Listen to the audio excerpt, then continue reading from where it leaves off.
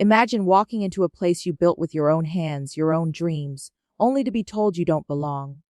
Not quietly, not subtly, but loudly in front of strangers, with words that cut like a blade. This isn't just a story about a hotel lobby. It's about what happens when someone decides enough is enough. When silence turns to power. When one woman, underestimated and dismissed, flips the script on an entire system. In 9 minutes, she didn't just take back her dignity. She dismantled a legacy of prejudice. And it all started with a single sentence. Get out of my lobby. This place isn't for your kind. If stories like this speak to you, hit the like button and subscribe. There's more to come. Her name was Maya Johnson, but no one in the Cascade Heights Hotel in downtown Portland knew that yet. She stepped through the glass doors, alone, no entourage, no flashy accessories. Just a black hoodie, dark jeans, and sneakers that barely whispered on the marble floor. Her eyes, calm but sharp, scanned the lobby. Crystal chandeliers gleamed above, casting light on velvet chairs and gold-trimmed counters. The air smelled of fresh lilies, but the mood was anything but welcoming. Maya approached the front desk, her steps deliberate, unhurried. She'd been here before, not in this hotel, but in this moment, a lifetime of moments just like it. Behind the desk stood Richard Coleman, the manager, his arms crossed, his face a mask of judgment. Flanking him were 2 clerks, Sarah Mitchell and Ethan Brooks. Sarah's smile was tight, more performance than warmth. Ethan's eyes narrowed, already sizing Maya up. No one said hello. No one offered assistance. They just stared, as if her presence was a puzzle they didn't want to solve. I have a reservation, Maya said, her voice even. Presidential suite. The name's Johnson. Richard tilted his head, squinting. That's a top-tier room. Are you sure you're at the right hotel? The words weren't a question. They were a challenge, delivered loud enough for the lobby to hear. Maya didn't flinch. She slid her ID and a sleek black credit card across the counter. Richard picked them up, holding the card like it might burn him. This looks suspicious, he muttered. Sarah's fingers hovered over a button on the desk. Security, she said into the intercom, her voice crisp. We may have an unauthorized guest attempting to access a premium suite. Possible fraud. The word fraud echoed, sharp and deliberate. Maya's expression stayed steady, but inside something stirred, a memory. A hotel in Atlanta years ago. She was 24, exhausted, dressed in sweats. The clerk had said, You don't look like someone who'd stay here. She slept in her car that night. That shame didn't break her. It built her. I'm not here for trouble, Maya said now, her voice low. I'm here for my room. Ethan scoffed. People try this all the time. Stolen cards, fake names, hoping we won't check. Across the lobby, a guest named Emily Carter pulled out her phone. I'm filming this, she whispered to her friend, Lucas Hayes. This is going online. Lucas started a live stream. We're at the Cascade Heights in Portland, he said softly. Something wrong is happening right now. From the concierge desk, Clara Evans glanced up. Her eyes met Maya's. Something passed between them. Recognition maybe, or unease. Clara took a step forward, but Richard's glare stopped her. She doesn't belong here, he snapped. Maya's fingers brushed her phone. One tap sent a message to her assistant, Kayla Reed, 3 blocks away in a corporate office. It's happening, Maya said quietly. Kayla's reply was instant. Systems ready. Richard still held her card, flipping it like it might confess a lie. We've seen this scam before, he said, louder now. People come in, flash a fancy card, and vanish when we call the bank. Not today. He handed the card to Ethan. Lock it up. Ethan grinned, striding to a safe behind the desk. He opened it with a flourish, placed the card inside, and slammed the door. You're done here, he said. Emily's voice rose. They just took her card. Lucas stepped closer, his stream now live to dozens. That's theft. That's not policy. Maya didn't move. You're going to regret this, she said, her voice calm but heavy. Richard leaned forward. Your reservation's canceled. We don't tolerate deception. You're holding up real guests. Maya's eyes flicked to Emily and Lucas, still filming. You mean the ones watching this right now? Other guests began to notice. Some stared. Some Clara's jaw tightened, her hands clenched at her sides. Sarah stepped in. You need to leave now. Maya held her gaze. Are you sure? Sarah's voice was firm. Positive, or we'll call the police. Richard smirked. Go ahead, make a scene. It won't end well for you. Maya's eyes didn't waver. That's the last time you speak to me like that. Clara finally spoke. She's right. I saw her name in the system this morning. Her reservation's valid. Richard turned on her. One more word, and you're gone too. Maya reached for her phone again. Kayla, she said louder now. Log this moment. Lock in the video timestamps. Kayla's voice came through. Logged. Systems ready. Lucas pointed his phone at the safe. It says Johnson VIP. It's real. She's real. Richard laughed. Anyone can fake a card. People like her. Maya cut him off. Finish that sentence. Go on. He didn't. The words faltered as he noticed the growing crowd. Maya stepped forward, her voice steady but weighted. You've just made the worst mistake of your career. Richard's smile was thin. You think so? Maya's eyes locked on his. No. I know so. The lobby felt smaller now, the air thicker.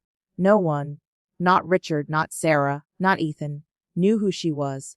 But they were about to find out. And in that moment, the weight of every glance, every whisper, every phone raised to record, pressed down on them. Maya stood at the center, not as a guest but as something far more powerful. The storm was coming, and she was its architect. The air in the Cascade Heights hotel lobby grew heavy, like the moment before a storm breaks. Maya Johnson stood rooted, her calm a stark contrast to the rising chaos around her. Richard Coleman's words still lingered. Get out, fraud, not your kind, but they no longer held power. They were fuel now, igniting something unstoppable. The crowd's murmurs grew louder. Phones stayed raised, capturing every second. Maya's silence wasn't surrender, it was strategy, and the staff had no idea how deep their mistake ran. Richard leaned over the counter, his voice sharp. You're wasting everyone's time. Walk away, or we make you. Sarah, emboldened, stepped out from behind the desk, adjusting her blazer like armor. You've been warned. It's time to go. Her hand reached for Maya's arm, a bold move, too bold. The lobby gasped. Emily Carter, filming, shouted. She just grabbed her. Lucas Hayes' live stream surged, comments flooding in. This is unreal. They're manhandling a guest. A mother with her teenage daughter stepped back, whispering, This is wrong. They'll regret this. Clara Evans, the concierge, couldn't stay silent anymore. You can't touch a guest, she said, her voice trembling but firm, her reservations valid. Sarah spun around. Stay out of this if you want to keep your job. But Clara didn't budge. She moved closer to Maya, her eyes locked on Richard. I won't lie for you. Richard's face reddened. She's scamming us, he hissed. People like her always think they can cheat the system. His voice dropped, venomous, but it carried. A gray-haired woman nearby raised her phone higher. I can't believe he said that, she muttered. Lucas swung his camera. You getting this? A man in a suit nodded.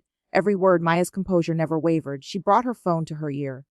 Kayla, she said softly, escalate the internal system. Every word from now on.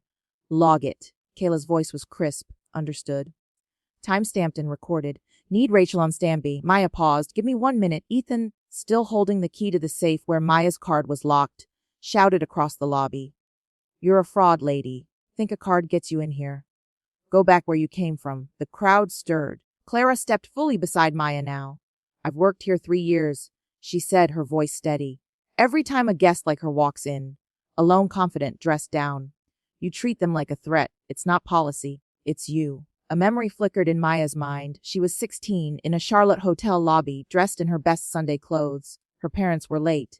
A clerk approached. This area's for guests only. Maya tried to explain, but the woman escorted her to the sidewalk. The shame burned, but it sharpened her.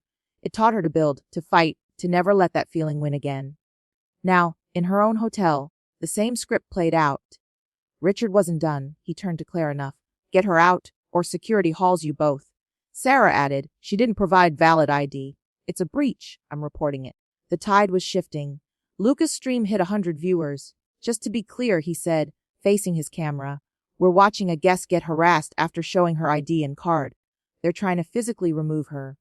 This isn't service. It's disgraceful. Maya's voice cut through. Return my card. Now Ethan smirked, leaning over the counter. Or what? Maya's eyes didn't blink. Or you're locked out of the Cascade system for life. No job, no references, no appeal. Sarah laughed. You don't speak for Cascade. But Clara spoke up. She does. Richard snapped. You're out of line, Clara. You don't even know who she is. Emily, filming, called out. Oh, she does. Look at her. She's not begging. She's letting you bury yourselves. Maya's voice stayed level. Ethan, last chance. Ethan's confidence wavered. Richard tried to rally. This isn't personal, it's protocol. But his words fell flat. Emily's video was spreading. Guests whispered, I've stayed here for years. Never again, one said. A young woman with a suitcase asked Clara, Is she who I think she is? Clara's silence answered. Then, a shift.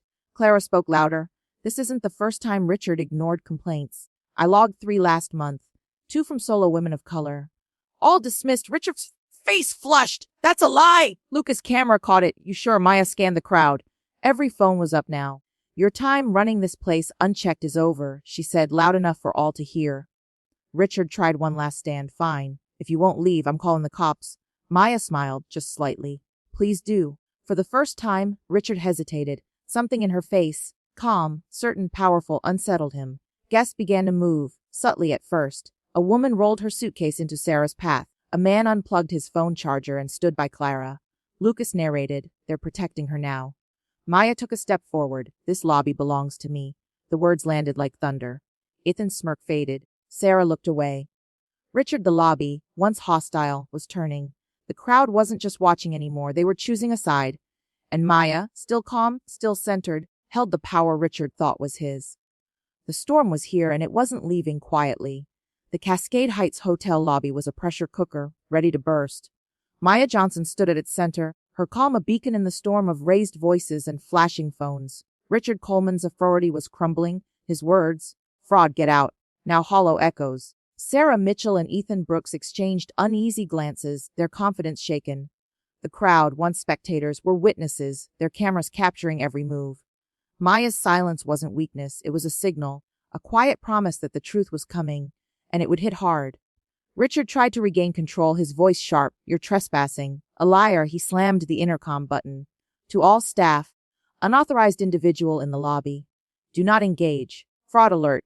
The announcement boomed, but it didn't silence the room. It ignited it. Emily Carter shouted, she's not a fraud! We're recording everything! Lucas Hayes' live stream surged past 2,000 viewers.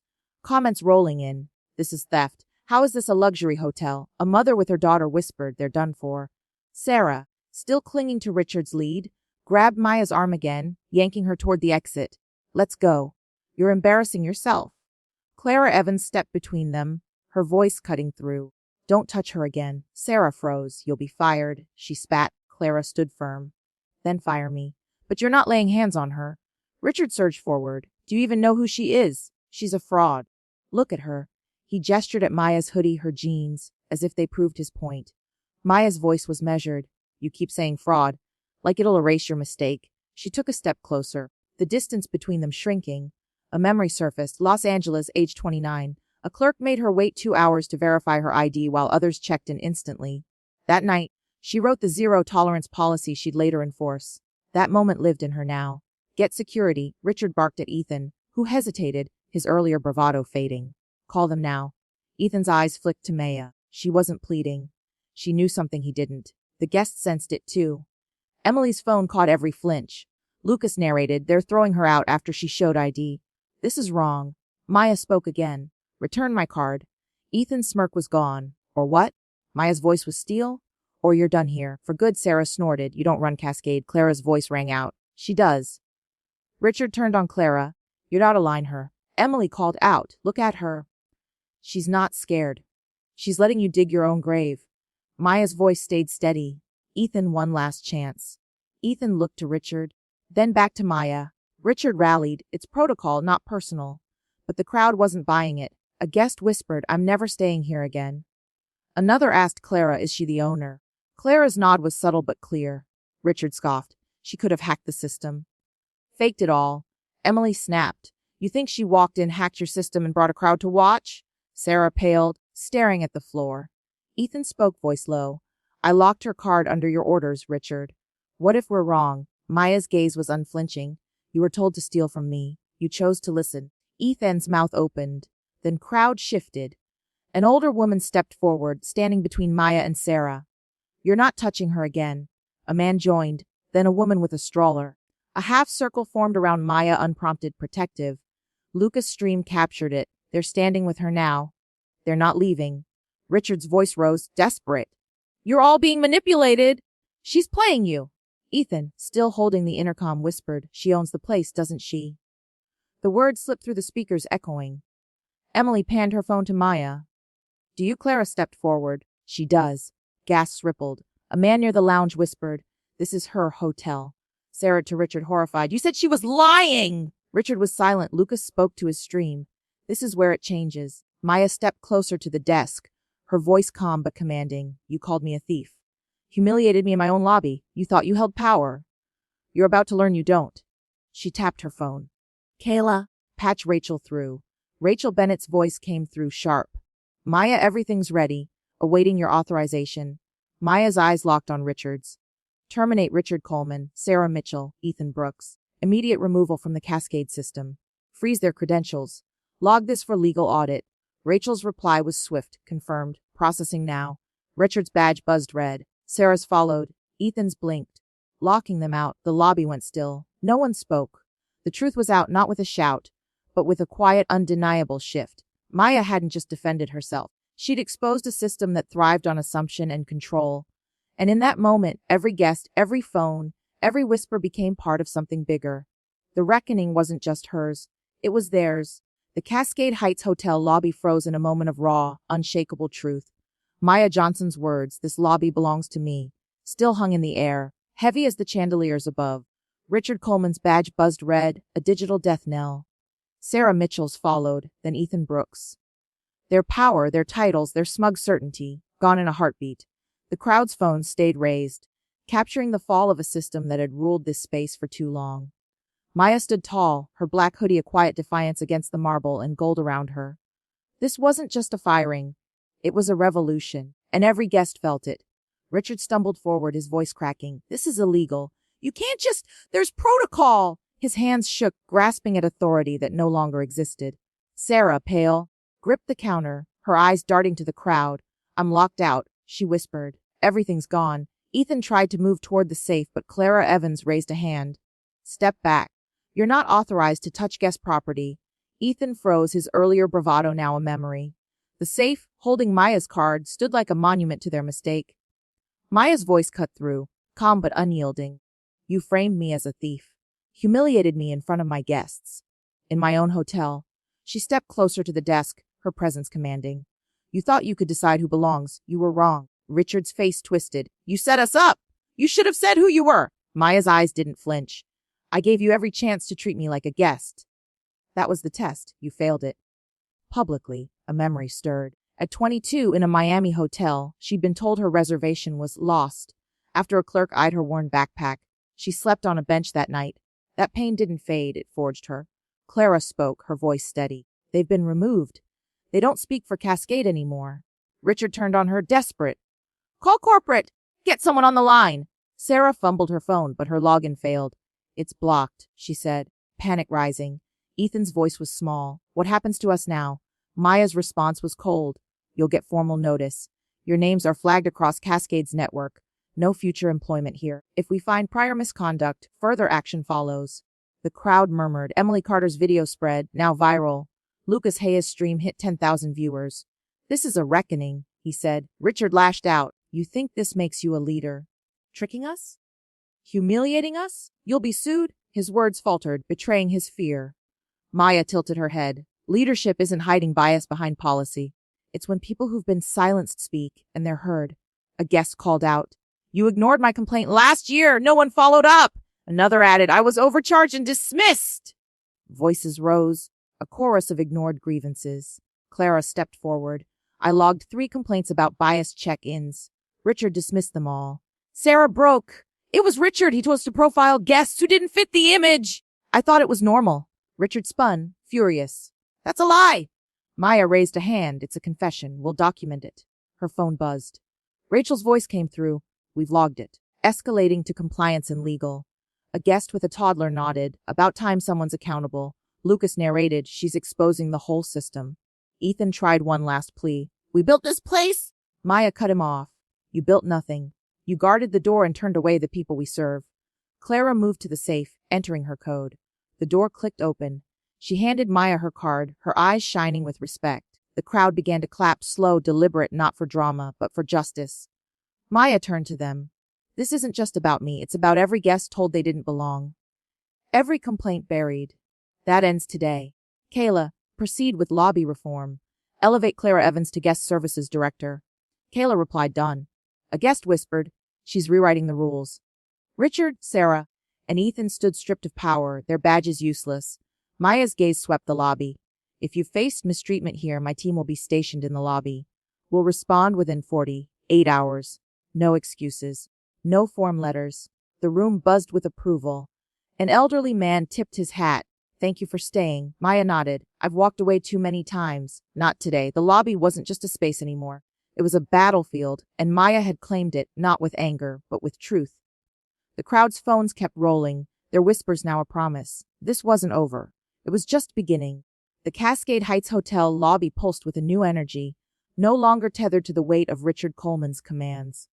Maya Johnson stood at its heart, her calm resolve a stark contrast to the stunned silence of the three former employees behind the desk. Their badges, now lifeless, marked the end of their reign.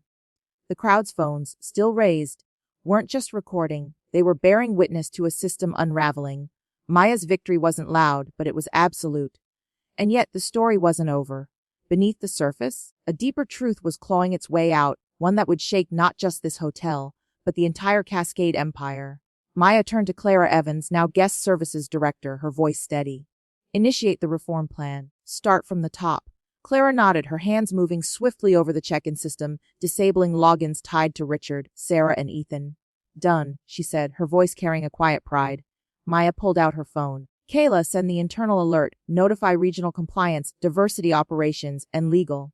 I want a full audit of Cascade Heights' last 18 months. Guest complaints, staff conduct suppression logs, everything. Kayla's reply was immediate. Already moving. Media's circling, but you're driving the narrative. Guests began approaching Clara, their voices soft, hesitant. A woman with a reservation slip whispered, "Thank you. I was too scared to speak up earlier." Clara listening now. In the corner, Lucas Hayes' live stream climbed past 15,000 viewers, his caption now reading, "CEO reclaims hotel, exposes systemic failure." Emily Carter, quieter now, approached Maya. "Should I keep posting?" Maya nodded. "Only truth. That's all that matters." She faced the crowd. For years, Cascade promised inclusion. But promises mean nothing if bias hides behind the desk. That changes today. Clara spoke up, her voice stronger. "Reassign all staff training within 72 hours. We'll bring in an independent firm. Every employee, front desk, concierge management faces recertification, no exceptions." Maya's phone buzzed. Rachel's voice came through. "We've approved the reform plan. Local media wants a statement. You're authorized to suspend operations for guest safety." Maya replied, "Suspend front desk bookings. Clara will handle VPs manually. Others get a complimentary night at our partner hotel downtown." She looked to Clara. "Can you manage that?" Clara's nod was firm, more than ready. The guests weren't just watching now. They were part of it. A man offered to help with luggage. A couple passed out water bottles. The lobby felt less like a battleground and more like a community, forged in the heat of truth. But then a notification pinged on Maya's phone. She opened it, her jaw tightening as she read. Her voice dropped, cold. Richard didn't act alone. The room paused. Rachel's voice, urgent now, came through her earpiece. "We've pulled Cascade Heights complaint records." Richard filed false summaries to regional headquarters. Complaints marked resolved were never investigated. "We found emails between him and former regional director David Harper."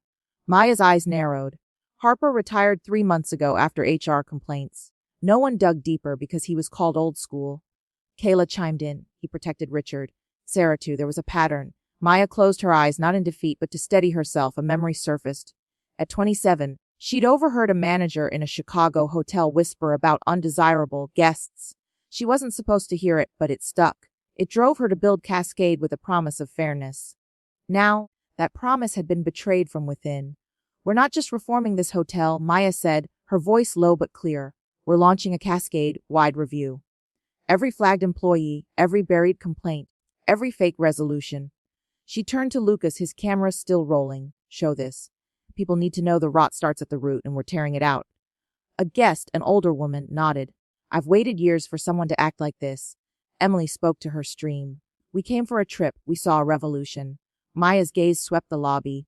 This place wasn't broken by its decor or design. It was broken because people were trained to smile at some and interrogate others. "That ends now." Rachel's voice returned.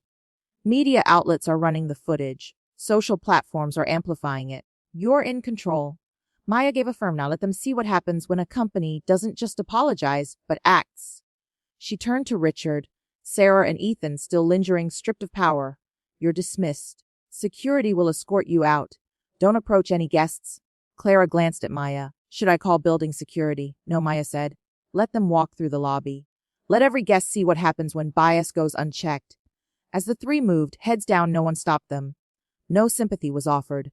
Only the hum of accountability followed. Maya faced the crowd, her voice resolute. This isn't justice yet, it's a start. Reform begins today. The lobby buzzed not with chaos, but with purpose. The guests, the phones, the whispers. They weren't just part of a moment. They were part of a movement, and Maya was its architect. 3 months after the reckoning in the Cascade Heights hotel lobby, the space felt transformed, though its bones remained the same.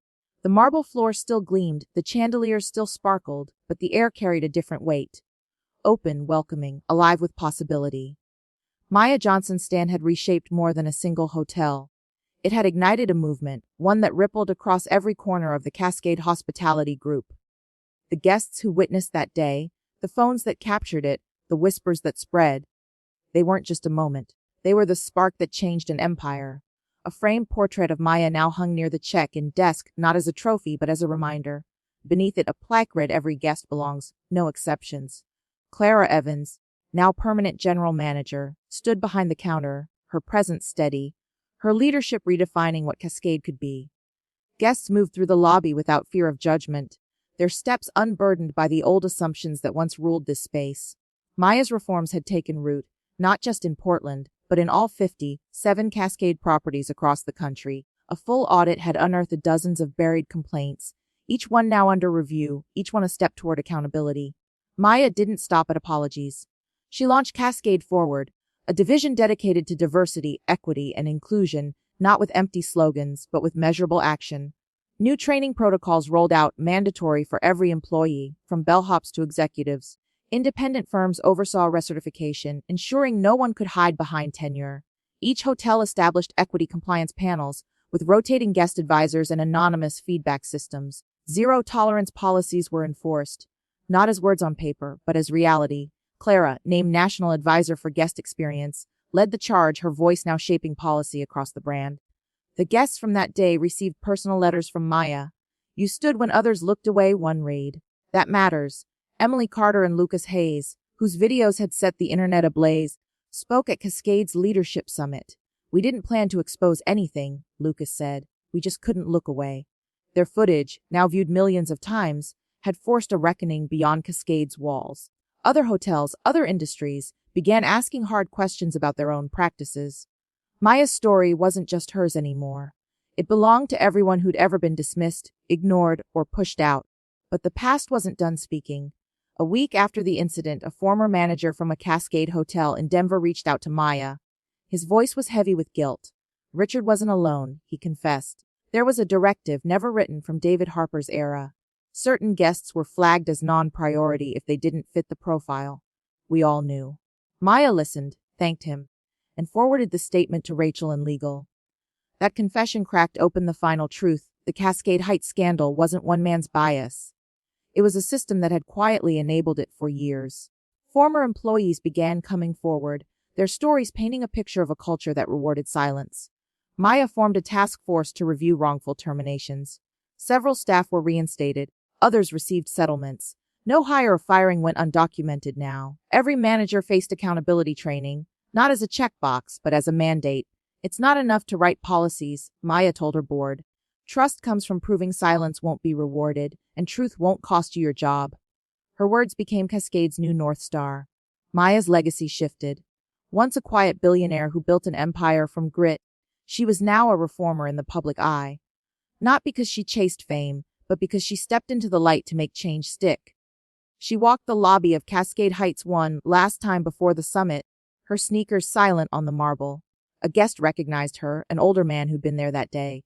"You didn't just fix this place," he said. "You gave us hope." Maya smiled, but her mind was on the work still ahead. Change wasn't a destination. It was a promise, one she'd keep fighting for. The inaugural Cascade Forward Summit closed with Maya's words, simple but searing. "Hospitality doesn't start with a smile. It starts with the respect you assume." The audience stood not for a CEO, but for a woman who turned an exit into an entrance for everyone. Her story, born in a lobby, had become a blueprint for what justice could look like when courage met power.